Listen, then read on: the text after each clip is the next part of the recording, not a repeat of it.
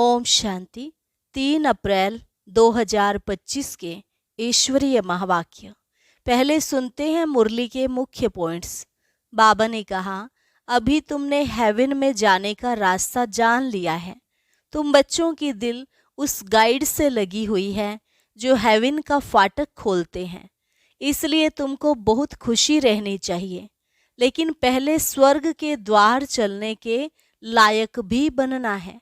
उसके लिए ज्ञान भी चाहिए, चलन भी चाहिए और दैवी गुणों पर भी बहुत अटेंशन रखना है। जितना पढ़ेंगे लिखेंगे होंगे नवाब, रुलेंगे पिलेंगे तो होंगे खराब। फिर बाबा ने कहा, तुम्हारे इस झाड़ को कीड़े भी बहुत लगते हैं क्योंकि यह बहुत मीठा झाड़ है। इसलिए बाप ने मन मनाभव की बहुत अच्छी दवाई दी है। मन मनाभव ना होने से कीड़े खा जाते हैं। मुख्य फुरना यही रखना है कि हम सतो प्रधान कैसे बने। चलते फिरते काम करते बुद्धि में एक मीठा माशूक ही याद रहे। लास्ट में बाबा ने कहा, मनसा वाचा कर्मणा, सबको सुख देना है, बहुत मीठा बनना है। कोई से भी लून पानी ना बनो, शीरखंड बनो। पास विद ऑनर होने के लिए सिर्फ एक सब्जेक्ट नहीं बल्कि सभी सब्जेक्ट्स पर पूरा ध्यान देना है। फुल सर्विस के सब्जेक्ट से भी बहुत मार्क्स मिलते हैं। और अब सुनते हैं महावाक्यों को विस्तार से। मुरली का सार। मीठे बच्चे, तुम्हारा यह नया झाड़ बहुत मीठा है। इस मीठे झाड़ को ही कीड़े लगते हैं। कीड़ों को समाप्त करने की दवाई है मन मनाभव। प्रश्न, पास विद ऑनर होने वाले स्टूडेंट की निशानी क्या होगी? उत्तर, वह सिर्फ एक सब्जेक्ट में नहीं लेकिन सभी सब्जेक्ट पर पूरा ध्यान देंगे। स्थूल सर्विस की भी सब्जेक्ट अच्छी है, बहुतों को सुख मिलता है, इससे भी मार्क्स जमा होती हैं। लेकिन साथ साथ ज्ञान भी चाहिए तो चलन भी चाहिए।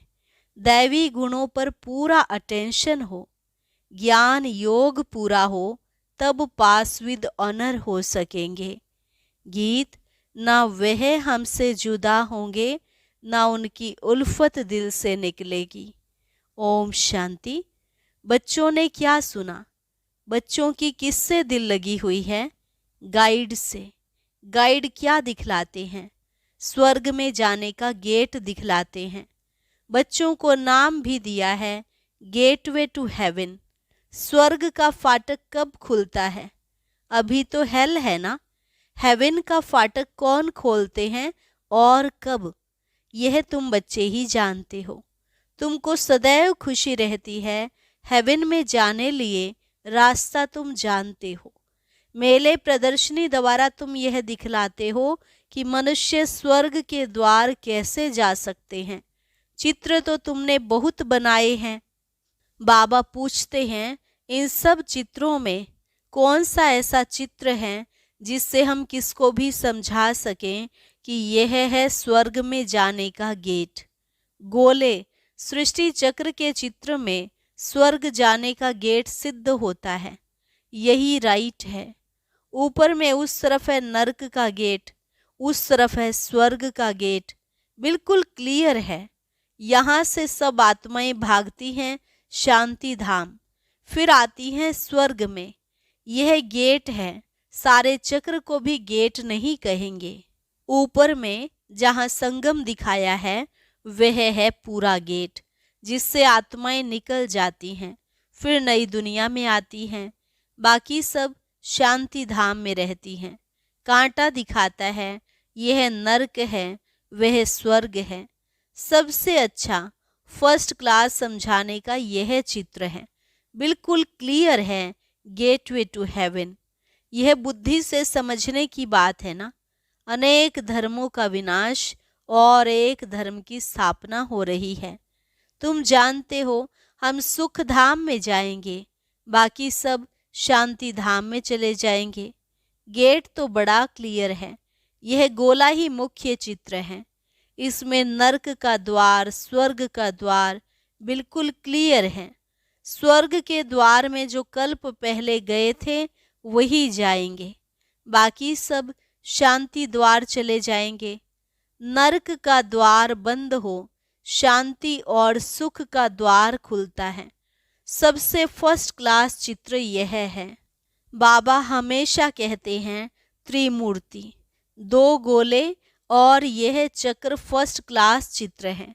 जो भी कोई आए उनको पहले इस चित्र पर दिखाओ। स्वर्ग में जाने का यह गेट है, यह नरक, यह स्वर्ग। नरक का अभी विनाश होता है, मुक्ति का गेट खुलता है। इस समय हम स्वर्ग में जाएंगे, बाकी सब शांति धाम में जाएंगे। कितना सहज है। स्वर्ग द्वार सभी तो नहीं जाएंगे, वहां तो इन देवी देवताओं का ही राज्य था। तुम्हारी बुद्धि में है स्वर्ग द्वार चलने के लिए अभी हम लायक बने हैं। जितना लिखेंगे पढ़ेंगे होंगे नवाब, रूलेंगे पिलेंगे तो होंगे खराब। सबसे अच्छा चित्र यह गोले का है, बुद्धि से समझ सकते हैं। एक बार चित्र देखा फिर बुद्धि से काम लिया जाता है। तुम बच्चों को सारा दिन यह ख्यालात चलने चाहिए कि कौन सा चित्र मुख्य हो, जिस पर हम अच्छी रीति समझा सकते हैं। गेटवे टू हेवन, यह अंग्रेजी अक्षर बहुत अच्छा है। अभी तो अनेक भाषाएं हो गई हैं। हिंदी अक्षर हिंदुस्तान से निकला है। हिंदुस्तान अक्षर कोई राइट नहीं है, इसका असल नाम तो भारत ही है।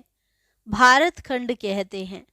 यह तो गलियों आदि के नाम बदले जाते हैं, खंड का नाम थोड़े ही बदला जाता है। महाभारत अक्षर है ना, सब में भारत ही याद आता है। गाते भी हैं भारत हमारा देश है। हिंदू धर्म कहने से भाषा भी हिंदी कर दी है। यह है अनराइटियस।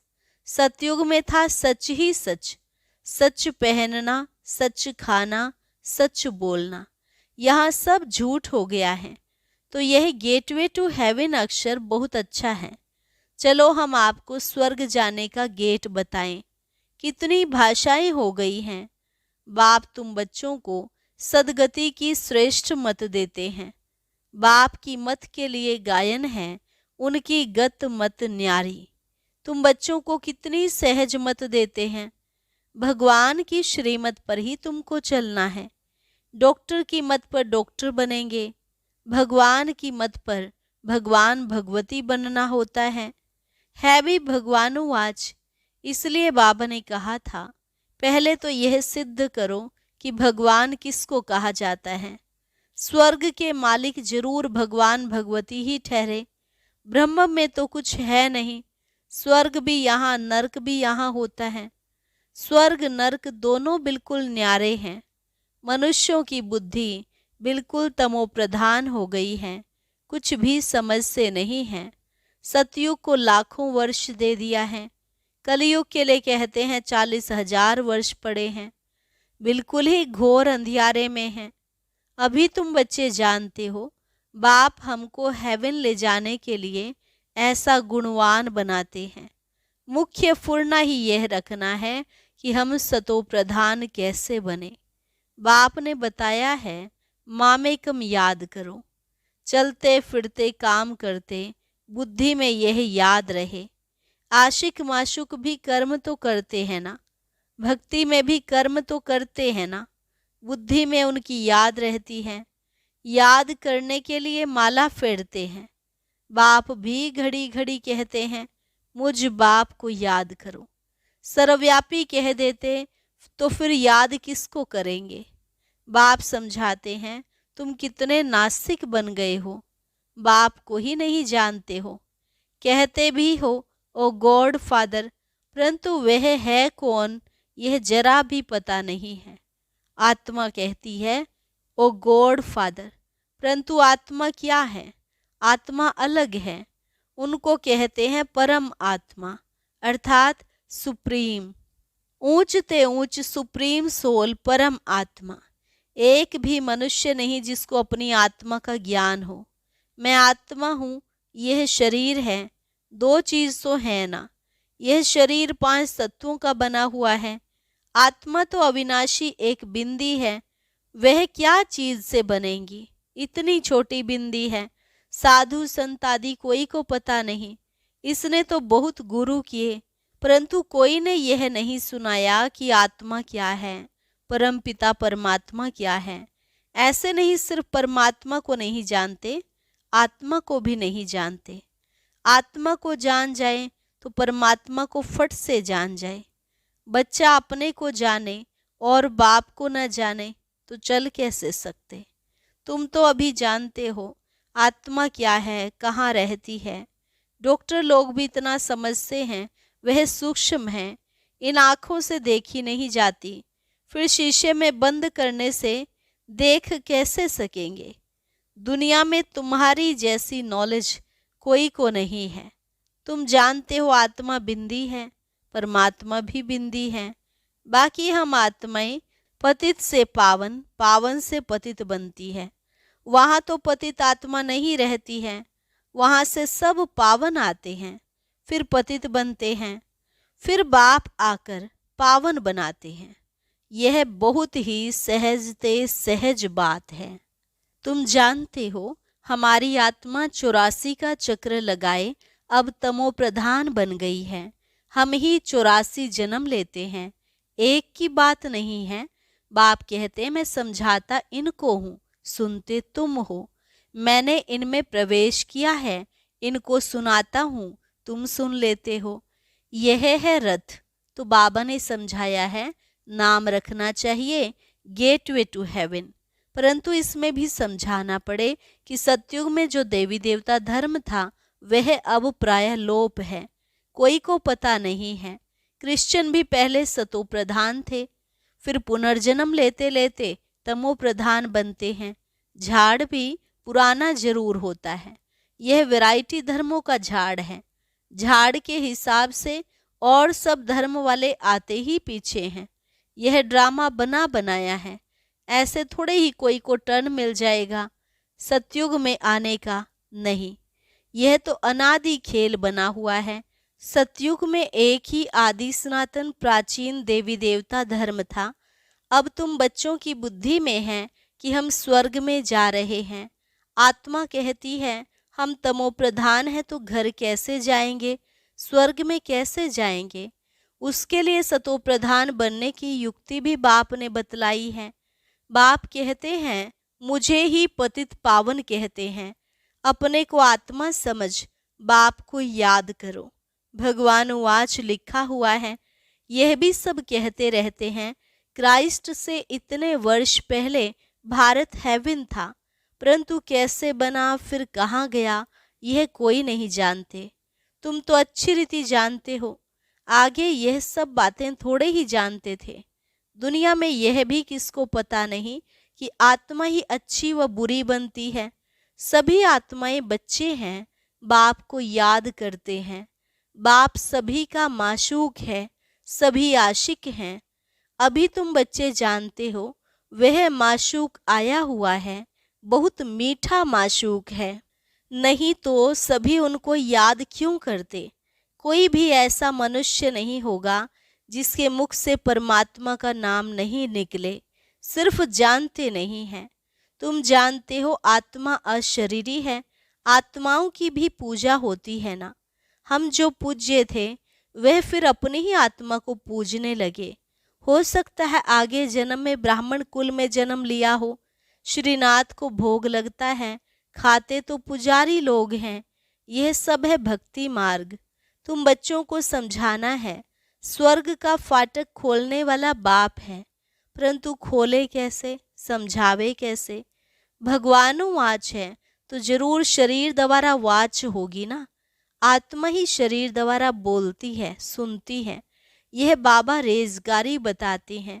बीज और झाड़ है, तुम बच्चे जानते हो यह नया झाड़ है। आहिस्ते आहिस्ते फिर वृद्धि को पाते हैं। तुम्हारे इस नए झाड़ को कीड़े भी बहुत लगते हैं, क्योंकि यह नया झाड़ बहुत मीठा है। मीठे झाड़ को ही कीड़े आदि कुछ न कुछ लगते हैं, फिर दवाई दे देते हैं। बाप ने भी मन मनाभव की दवाई बहुत अच्छी दी है। मन मनाभव ना होने से कीड़े खा जाते हैं।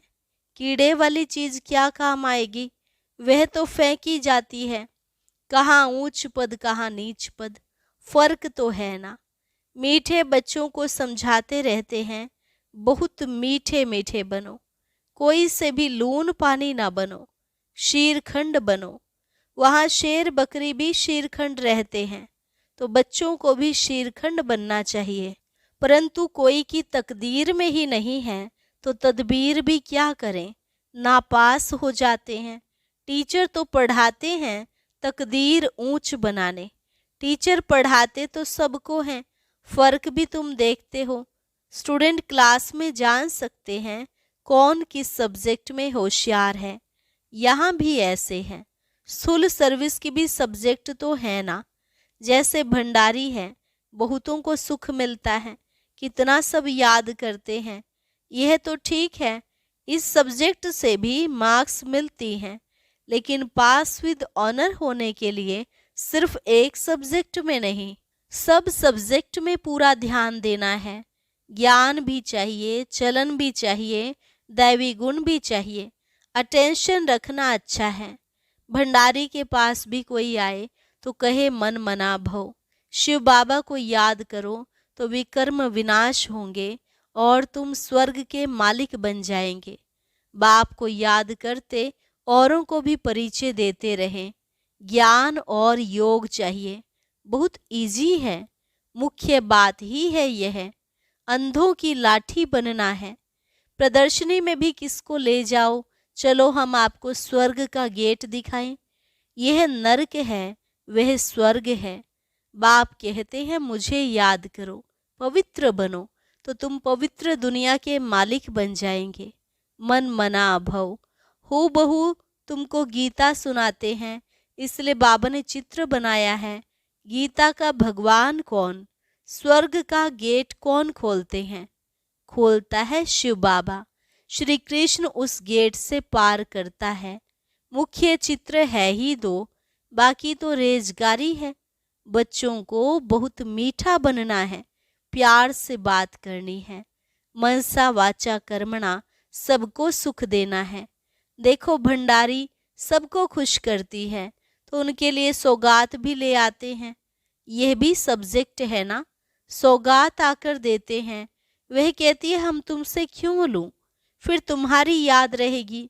शिव बाबा के भंडारे से मिलेगा तो हमको शिव बाबा की याद रहेगी।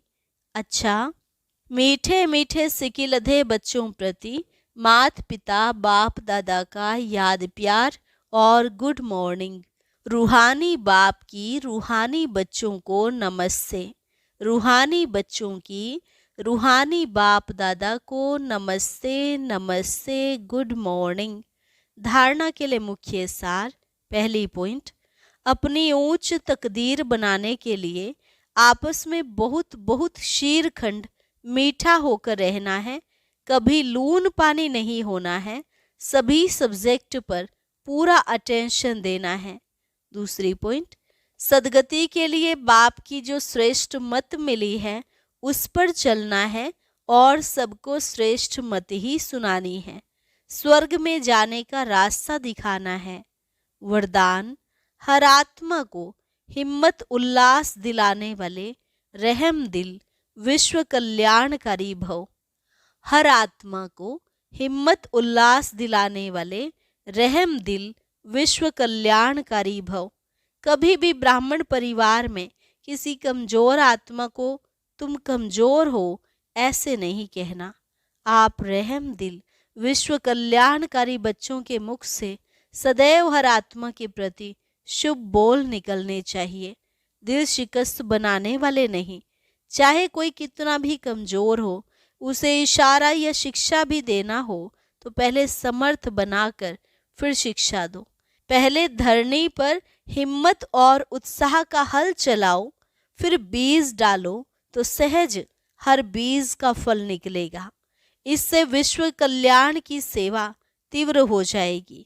स्लोगन, बाप की दुआएं लेते हुए सदा भरपूरता का अनुभव करो।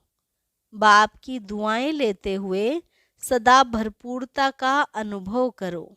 अच्छा, ओम शांति। अब आज का अव्यक्त इशारा और ज्ञान मोती भी अवश्य सुने।